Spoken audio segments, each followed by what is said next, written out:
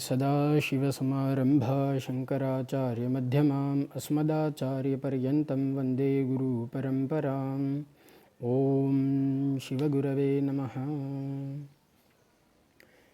अभी चल रहे कोरोना नामक महामारी से किस प्रकार से बचा जाए, इस हेतु से कई प्रकार के बड़े बड़े वैज्ञानिक विशेष प्रकार की औषधियों को खोज रहे हैं। यह रोग एक विशेष प्रकार का आवरण है। वह आवरण या विशेष प्रकार के जो बैक्टीरिया हैं, वह यदि हमारे शरीर में नाक या मुंह के द्वारा गले में जाते हैं और इसका इन्फेक्शन करते हैं। यदि आपको यह रोग हुआ है, यह जानना है, तो उसका सबसे सरल साधन है, सबसे पहले आप 20 से 25 सेकंड अपना श्वास रोकिए। यदि आपको खांसी या आपके फेफड़े इतने समय तक काम नहीं कर सकते 20 से 25 सेकंड, तो समझिए कि आपको इस रोग के संक्रमण है। यह रोग होने से 3 प्रकार की जो शक्तियां हैं वह शीघ्रातिशीघ्र क्षीण होती है। पहली है श्रवण यानी सुनने की शक्ति, दूसरी है सूंघने की शक्ति, जिस किसी भी प्रकार को सूंघना है तो वह शक्ति, और तीसरा है जीभ स्वाद की शक्ति। यह 3 प्रकार की शक्तियाँ यदि आपकी क्षीण हो रही है तो आपको हो सके इतना जल्दी किसी डॉक्टर को दिखा लेना चाहिए या अपने रक्त कणों के द्वारा अपने ब्लड का टेस्ट करा के और आइसोलेशन वगैरह की ट्रीटमेंट लेनी चाहिए। कोरोना एक विशेष प्रकार का वायु संक्रमण है जिसे हम सभी देखते हैं और समझ भी रहे हैं। एक घटना घटी थी 1984 में 2 दिसंबर की रात को, जिसे हम सभी भोपाल गैस कांड कह सकते हैं। मैं चाहूँगा कि आप सभी इस वीडियो को आगे सुनने से पहले एक बार उस भोपाल गैस कांड के बारे में भी जान लें। उस रात्रि में एक कुशवाहा परिवार ने किस प्रकार से यह विषाणु युक्त जहरीली गैस से एक यज्ञ के द्वारा अपने परिवार की कैसे रक्षा की, इस बारे में वहाँ पर जानकारी आपको प्राप्त होगी। यज्ञ के साइंटिफिक, शास्त्रिक, आध्यात्मिक, शास्त्रीय, पौराणिक कई प्रकार के जो फल हैं या वैज्ञानिक भी कई प्रकार के जो रिज़ल्ट हैं वो आप सभी देख सकते हैं और गूगल पे इन सभी को आप सर्च कर सकते हैं। यज्ञ करने से पोटेंशियल पॉजिटिव प्योर न्यूट्रिशनल और मेडिसिनल एटमॉस्फेयर बनता है, जिससे हमारे शरीर की शुद्धि होती है, परिवारजनों की रक्षा होती है। विशेष प्रकार के वायु के आवरण से हमारा घर भी पवित्र होता है। यदि कोई संक्रमित व्यक्ति हमारे घर में आया हो या हम किसी के संक्रमण से संक्रमित हो, तो इस प्रकार के हवन आदि से हमारे परिवार की रक्षा हो सकती है। महामारी यह शब्द आजकल का या 20-50 साल का नहीं है। महामारी जिसे हम संक्रमण आदि कई नामों से जानते हैं, यह शास्त्रीय नाम है। वेदों पुराणों में अलग अलग समय अलग अलग ऋषियों ने इसे बताया है। भगवान वेदव्यास जी ने गरुड़ पुराण की जब रचना की तो भगवान यमराज के गणों के वर्णन में इस महामारी का वर्णन वर्णित है। प्रकृति में जो कुछ भी उथल पथल होता है, या हम ऐसा कहें कि प्रकृति के असंतुलन से ही यह महामारी पूरी प्रकृति में व्याप्त होती है। काल की सहायता के ही द्वारा यह महामारी प्रसरित होती है, फैलाती है। काल अर्थात समय, काली अर्थात प्रकृति। प्रकृति और पुरुष एक दूसरे के सहयोगी रहे हैं और रहेंगे। पुरुष अर्थात मनुष्य जितना संभाल के प्रकृति को रखेगा, उतनी ही प्रकृति उस पुरुष की रक्षा करेगी। आप सभी मुझसे भी ज़्यादा जानकार हैं किस प्रकार से हम प्रकृति का शोषण करते हैं। इसके बारे में मैं कुछ ज़्यादा आपको कहना नहीं चाहूँगा। प्रकृति और पुरुष एक दूसरे के पूरक हैं, एक दूसरे के संरक्षक हैं और एक दूसरे के संरक्षक होते हुए एक दूसरे के संवर्धक भी हैं। बात करेंगे महामारी की। यह रोग जिसे हम कोरोना कोविड-19 कहते हैं, यह संक्रमण 2019 में पाया गया, इसलिए इसे 19 नामक एक विशेष अंक दिया गया। कोरोना प्राणघातक है। यह महामारी का वर्णन हमारे शास्त्रों में भी किया गया है। जब प्रकृति रुष्ट होती है या प्रकृति जनित दोष जब बढ़ जाते हैं, तब यह महामारी संक्रमण के रूप में पूरी पृथ्वी में व्याप्त होती है। यह महामारी महाकाल और महाकाली के द्वारा ही जनित है।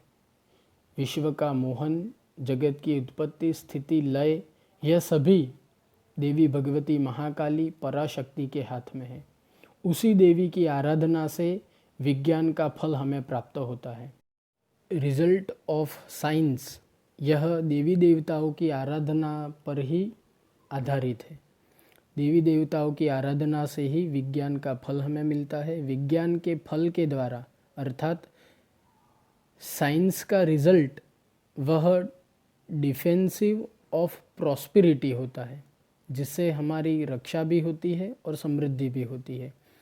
देवी ही महामारी का स्वरूप धारण करती है जब प्रकृति दूषित होती है। समयांतर में संपूर्ण भूतों की रक्षा के लिए भगवती काली ही महामारी बनती है। प्रोटेक्शन ऑफ नेचर, जिसे हम इंग्लिश में समझ सकते हैं। मनुष्य को अपने अभ्युदय के लिए घर में ही रहना चाहिए, उन्नति के लिए घर में ही रहना चाहिए और अपनी रक्षा के लिए घर में ही रहना चाहिए। घर के अंदर प्रकृति के सिर्फ पंच तत्व ही आते हैं। घर के अंदर पंच तत्व के अलावा जैसे वनस्पतियां हैं, औषधियां हैं, विशेष प्रकार के संक्रमण हैं, यह कभी भी घर में आते नहीं हैं। इन्हें लाए जाते हैं मनुष्यों के द्वारा, अर्थात पुरुष की सहायता से ही प्रकृति में व्याप्त संक्रमण को हम लाते हैं, न कि वे आते हैं। आप समझ गए होंगे। इसका प्रमाण मार्कंडेय पुराण है। मार्कंडेय पुराण का देवी भागवत चंद 5 से 7 श्लोकों में वर्णन करता है। ओम तये तन्मोह्यते विश्वं सैव विश्वं प्रसूयते सा याचिता च विज्ञानं तुष्टा रिद्धिं प्रयच्छति व्याप्तं तये तत्सकलं ब्रह्मांडं मनुजेश्वरं महाकाल्या महाकाले महामारी स्वरूपया सैव काले महामारी सैव सृष्टिर्भवत्यजा स्थितिं करोति भूतानां सैव काले सनातनी भवकाले नृणां सैव लक्ष्मी वृद्धि प्रदा गृहे सैव भावे तथा लक्ष्मी विनाशायोपजायते स्तुता संपूजिता पुष्पै धूप गंधादिभिस्तथा ददाति वित्तरपुत्रांश्च मतिं धर्मे गतिं शुभाम। मार्कंडेय पुराण में देवी महात्म्य में यह श्लोक बताया गया है। इस श्लोक का अर्थ सर्वसामान्य दृष्टि से यदि हम देखें तो बस यही है कि महाकाल और महाकाली विश्व का मोहन करते हैं। जगत की उत्पत्ति स्थिति लय सभी उन्हीं के हाथ में है। जो इनकी आराधना करता है उसे विज्ञान का फल प्राप्त होता है। रिजल्ट ऑफ साइंस भी देवी देवताओं के हाथ में है।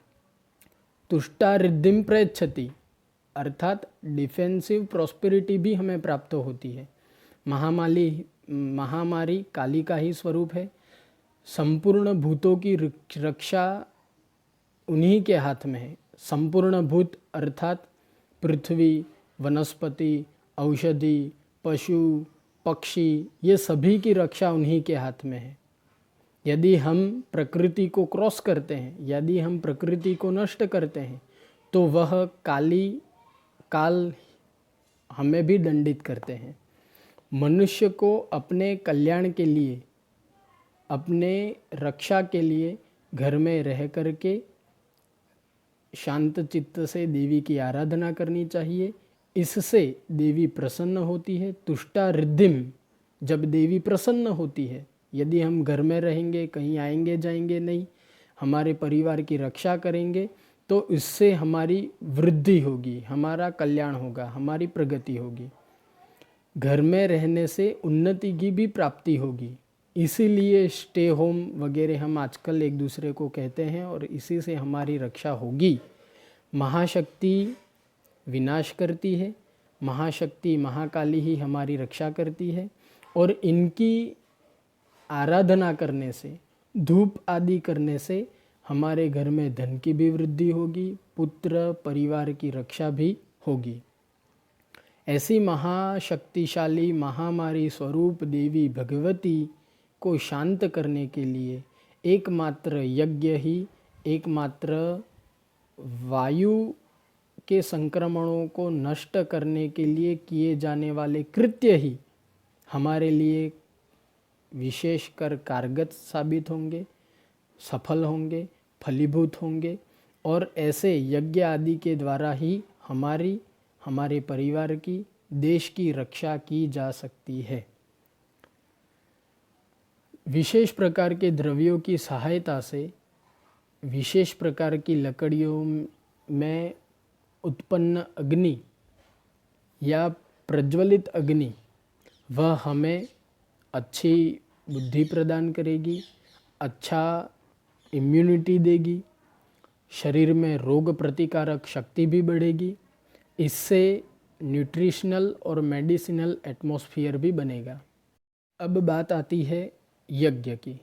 तो यज्ञ में मैं आप सभी से एक निवेदन करना चाहूँगा कि कम से कम 1 और ज़्यादा से ज़्यादा 2 ब्राह्मणों को अपने घर पर बुलाएं, जो ज्ञानी हो, सज्जन हो, विद्वान हो। ऐसे ब्राह्मणों की सहायता से इस यज्ञ को हम कर सकेंगे। ब्राह्मण ज्ञानी विद्वान न हो, किंतु पढ़े लिखे व शास्त्रज्ञ तो होने ही चाहिए, क्योंकि शास्त्रज्ञ ब्राह्मण या पाठशाला में पढ़े लिखे ब्राह्मण वो मंत्रों का शुद्ध उच्चारण करेंगे। शुद्ध उच्चारण के द्वारा शुद्ध द्रव्य जब अग्नि में जाएंगे तो उससे एक विशेष प्रकार की शक्ति उत्पन्न होगी। जितने मंत्र शुद्ध होंगे उतना उस यज्ञ का फल भी हमें शुद्ध और उत्तम प्रकार का प्राप्त होगा। यह पूरी सृष्टि देवताओं के अधीन है, देवता मंत्र के अधीन है। ते मंत्रा ब्राह्मणाधीना, वे सभी मंत्र, किस मंत्र को कब किस परिस्थिति में कैसे बोला जाए, किस प्रकार के स्वर व्यंजन आदि के द्वारा बोला जाए, इसका ज्ञान ब्राह्मणों को अच्छी तरीके से होता है। इसलिए वे ब्राह्मण बुलाएं जो अच्छे प्रकार से उच्चारण कर सकें। सर्वप्रथम यज्ञ की व्यवस्था करें और उस यज्ञ में जहाँ संकल्प आए वहाँ संकल्प में आप सभी को संकल्प करना है। मैं एकदम छोटे से छोटा संकल्प आपको बता रहा हूँ, बस यही आपको करना है।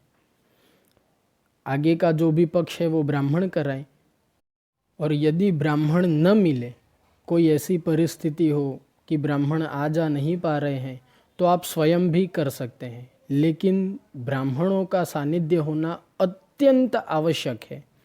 हो सके तन मन धन से पूरा प्रयत्न करें कि वे ब्राह्मण की सहायता से पंचकर्म करें।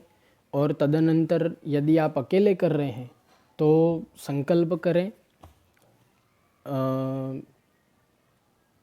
संकल्प में आपको बोलना है कि आज के शुभ दिन में, शुभ समय, यह यज्ञ जो मैं कर रहा हूँ वह यज्ञ मुझे पुराणोक्त व शास्त्रोक्त फल की प्राप्ति करावे। जीव हिंसा के द्वारा जो दुष्कर्म हुआ है, उस दुष्कर्म से जनित प्रकृति कोप की शांति के लिए, महामारी नामक इस भय के निवारण के लिए, विकृत प्रकृति की शांति के लिए अपने सपुत्र सपरिवार सग्राम सदेश रक्षा के लिए महामंगल की कामना से महाकाल महाकाली को प्रसन्न करने के लिए यह यज्ञ मैं करता हूँ या मैं ब्राह्मण की सहायता से करवाता हूँ। याद रहे कि यह यज्ञ आपको प्रातःकाल में करना है। हो सके तो 1 या 2 ब्राह्मण को बुलावें। आप स्वयं भी उस हवन में बैठ सकते हैं। हवन में पायस अर्थात दूध से बना हुआ चावल, तिल, साबुत हल्दी, पीली सरसों और गुग्गल, इन सभी चीज़ों को इकट्ठी करके आपको हवन करना है। हवन में आम की लकड़ियाँ, पीपल की लकड़ियाँ, खदीर की लकड़ियों का उपयोग करें और गाय के उबलों का उपयोग करें। यदि इनमें से कुछ नहीं मिल पाता है, मान लीजिए गाय के उबले नहीं मिल रहे हैं, तो कोई भी उबले चलेंगे। यदि कोई लकड़ियाँ नहीं मिल रही हैं, यदि आपके पास हैं तो उसका उपयोग करें, नहीं मिल रही है तो नीलगिरी है या किसी भी प्रकार का पवित्र लकड़ी आप हवन में उपयोग में लें। हवन का समय प्रातःकाल ही लें। दोपहर को, संध्या या रात्रि काल में यह हवन न करें।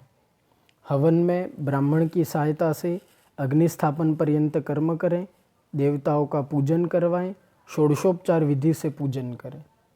पूजन आदि हो जाने के बाद अग्नि का संस्कार कर लें। अग्नि का संस्कार कर लेने से वह अग्नि शुद्ध हो जाता है। पवित्र अग्नि मननात् त्रायते, मंत्रों के त्राण से, मंत्रों के वाइब्रेशन से घर का वातावरण भी पवित्र होता है और वहाँ हवन में उपस्थित या स्थापित की हुई सभी प्रकार की वस्तुएं भी उन मंत्रों के त्राण से पवित्र होती हैं। उस पवित्र अग्नि में पवित्र सामग्री से, पवित्र मंत्रों के हवन करने से पवित्र वातावरण बनता है। वह पवित्र वातावरण हमारे शरीर को, हमारी नाड़ियों को, हमारे नाड़ी तंत्र को, हमारे शरीर तंत्र को भी पवित्र करता है, जिससे संक्रमित रोग, संक्रमित बैक्टीरिया, संक्रमित विषाणु आदि नष्ट होते हैं। अति विस्तार से वर्णन न करके केवल मैं आप सभी के समक्ष 3 मंत्र प्रस्तुत करूंगा। उन 3 मंत्रों से आपको कितनी आहुति देनी है वह भी आपको बताऊंगा। सबसे पहला, महामारी निवारण के लिए ओम नमो भगवती महामारी के मृत्युरूपिणी सकुटुंबम मामव स्वाहा। इस मंत्र से 1000 आहुति दें। दूसरा मंत्र है महाकाली का। ओम क्रीं क्रीं क्रीं ह्रीं ह्रीं हुम हुम दक्षिणे कालिके स्वाहा। इस मंत्र से आप सभी को 1000 आहुति देनी है। तीसरा मंत्र महामृत्युंजय मंत्र। ओम त्र्यंबकं यजामहे सुगंधिं पुष्टिवर्धनम् उर्वारुकमिव बंधनान् मृत्योर्मुक्षीयमामृतात् स्वाहा। इस मंत्र से आपको 100 आहुति देनी है। यदि आप 2 लोग हैं, 3 लोग हैं, तो इन मंत्रों को डिवाइड कर लें। सभी को मंत्र हो सके तो बोलना भी है और सभी को मंत्र के अंत में जब स्वाहा बोला जाए तो सभी को स्वाहा बोलते हुए आहुति भी देनी है। इस हवन में प्रसाद के रूप में संतरा, नारंगी, अंगूर आदि लें या हल्दी से बनी हुई कोई मिठाई का भी उपयोग करें। ब्राह्मण के सानिध्य में हवन हो जाने के अंतर जल से पूरे घर में शांति सूक्त के द्वारा विशेष प्रकार के मंत्रों से पूरे घर में जल का छिड़काव करें। वह कुछ श्लोकों के द्वारा यज्ञांतर स्तुति करें। भगवान महाकाली, भगवान महाकाल, शिव शक्ति, काल मृत्यु या ईश्वर ईश्वरी हमारा, हमारे परिवारजनों का, हमारे ग्रामजनों का, हमारे देशजनों का, पूरी सृष्टि का कल्याण करे, हम सभी का मंगल करे, हम सभी को निरोगी रखे ऐसी ही प्रार्थना करें। दोनों हाथ जोड़ते हुए ईश्वर ईश्वरी महाकाल महाकाली से प्रार्थना करें। ओम नमो देवी महादेवी सर्वशोकवशंकरी सर्वदा सर्वतो मह्यं कृपां कुरु कृपामयी। मेरो कैलाशशिखरे हेमाद्रौ गन्धमादने नित्यप्रियकृतावासे मध्यमांस बलिप्रिये महासैन्यसमायुक्ते सर्वप्राणी विहिंसके सर्वाभिचारिके देवी सर्वत्वं रक्ष सर्वदा। यत्र कुत्र स्थले वापि यस्मिन् कस्मिन् यदा कदा रक्ष मां देवी सपुत्र पशुभृत्यकं। मांगल्यं मंगलं देहि महामांगल्यदायिनी। लोकानामभये सर्व मंगले मंगलप्रिये सर्वमंगलमांगल्ये शिवे सर्वार्थसाधिके शरण्ये त्र्यंबके गौरी नारायणी नमोस्तुते। ज्वालाकरालमत्युग्र मशेषासुरसूदनं त्रिशूलं पातु नो भीतेर्भद्रकाली नमोस्तुते। मृत्युंजय महादेव त्राहि मां शरणागत। जन्म मृत्यु जरा व्याधि पीड़ितं कर्म बंधनै। इस प्रकार से प्रार्थना करें। नित्य प्रातःकाल अपने घर में नीम के पत्ते, नीलगिरी के पत्ते गाय के कंडे में जलाकर थोड़ा सा कर्पूर डालकर आधी से आधी चम्मच हल्दी डालकर पूरे घर में घुमाएं और नित्य भगवान की भक्ति करें। यह जो समय मिला है, यह जो जीवन मिला है, वह बार बार मिलने वाला नहीं है। 84 लाख योनियों के पश्चात मनुष्य देह हमें प्राप्त होता है। दुर्लभो मानुषो जन्म, मनुष्य का जन्म वह दुर्लभ है। 84 लाख जन्मों के पश्चात मान लीजिए कि हमें मनुष्य मिला है। हम कभी चींटी थे, कभी कुत्ते थे, कभी गधे थे, कभी पशु पक्षी थे, कभी वनस्पति के रूप में रहे होंगे, कभी हाथी, भेड़, विविध प्रकार की योनियों में घूमते घूमते घूमते घूमते घूमते घूमते मनुष्य जन्म। मनुष्य में कोई ब्राह्मण हुए, क्षत्रिय हुए, वैश्य हुए, अंत्यज हुए, शूद्र हुए, विविध प्रकार की योनियां हमें प्राप्त हुई। कर्मणा गहना गति, कर्म की बहुत गहन गति है। कर्म को हम कभी समझ नहीं सकते। किस कर्म के फलीभूत हम मनुष्य हुए हैं, किस कर्म के द्वारा हम ब्राह्मण हुए हैं, किस कर्म के द्वारा हमारा जन्म इस परिवार में हुआ है, किस कर्म के किस फल से हमें यह शरीर मिला है, वह हम नहीं जानते। लेकिन हम यह जरूर जानते हैं कि यह जो समय मिला है, इस लॉकडाउन के अपर यदि हम देखें तो हम बहुत व्यस्त रहते थे। हम न जाने किस चीज़ के पीछे भागते थे, आज तक हम यह नहीं जानते। पैसा, धन, संपत्ति, व्यापार, हम इसी चीज़ों के पीछे भागते थे। लेकिन आज की परिस्थिति देखी जाए तो हम सभी परिवार के साथ में बैठे हैं, एक दूसरे के साथ हैं।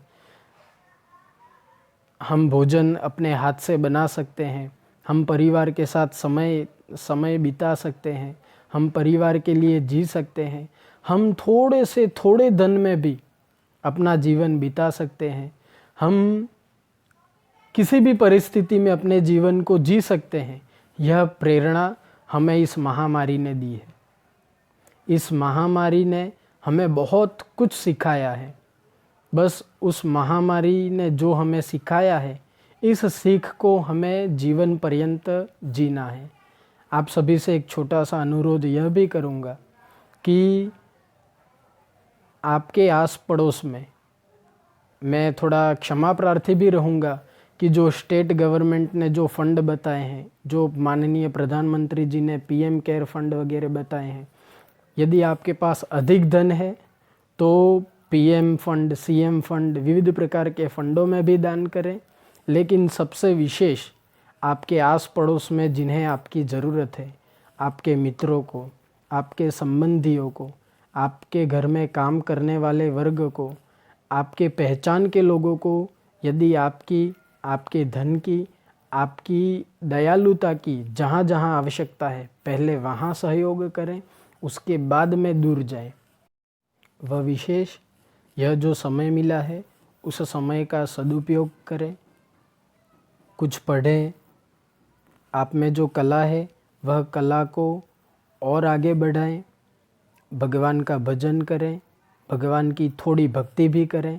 उस भक्ति की शक्ति से ही हमारा जीवन और प्रशस्त होगा और प्रगतिशील होगा, क्योंकि देवताओं की आराधना से हमें पुण्य मिलता है, पुण्य से ही हमारा कल्याण होता है, हमारे कल्याण से हमारी प्रगति होती है, हमारी प्रगति से ही डे बाय डे प्रोग्रेस के द्वारा ही हमें उत्तम प्रकार की लक्ष्मी प्राप्त होती है। जो लक्ष्मी हमें मिली है, चाहे वह धन रूप में हो, अन्न के रूप में हो, पत्नी के रूप में हो, संतान के रूप में हो, साधनों के रूप में हो, वह सभी प्रकार की लक्ष्मी हमारे पास रहे, बढ़े, वह लक्ष्मी बढ़ते हुए हम सभी का कल्याण हो और सभी प्रकार की लक्ष्मी सभी को प्राप्त हो, ऐसी मंगलमय कामना के साथ मैं अपनी वाणी को विराम देता हूँ। किसी भी प्रकार की त्रुटि रह गई हो या किसी भी प्रकार का अबोधत्व आ गया हो तो उसे आप सभी क्षमा करें। वह एक छोटा सा संशोधन जो मेरे द्वारा किया गया है वह भगवान शिव को समर्पित करता हूँ। तत्सत शिवार्पणमस्तु।